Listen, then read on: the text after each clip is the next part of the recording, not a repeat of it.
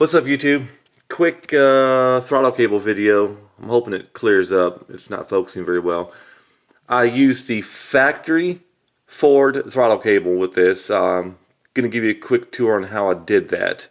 It's some ingenuity going on here. Let's say that. This is the factory GM bracket, but it was from here over was where the two cables went in, because mine's cable operated. It had the throttle cable, and this was for the cruise. And well, no, it wasn't for the cruise. Anyways, what I did is lopped off the brackets. If you look at the original, if you like Google one or something, I don't know, you look at it, you'll see there's a bracket here, but it wasn't this shape. But the cruise control one was, if I'm not mistaken. Anyways, I just lopped it off, welded it right here at the edge of this bracket so that my factory cable can go through. And you can see about the ingenuity of these two screws. It probably would have held, but this one was kind of busted up. And I'm cheap, so if I go and buy a new cable, so I was like, screw it, I'll put some screws in it, and that'll keep it from coming out. So that's what I did. And on the throttle side of it, this is just a universal bung. It looks like crap too.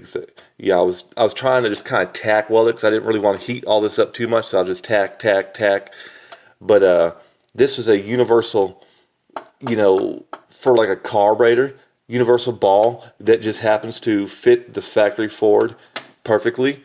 So that's how I got my factory throttle cable to hook up to this GM throttle body. So it's just an idea. I would like to use this part because it gives it a little different leverage, a little different pull, and not so much, because I mean you have to push that pedal way down inside the truck, but it goes wide open. It works. It does a job.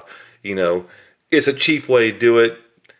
If it helps you, great. If you want to do it your way, which your way would probably be better if you use this. But like I say, this is my way of being cheap.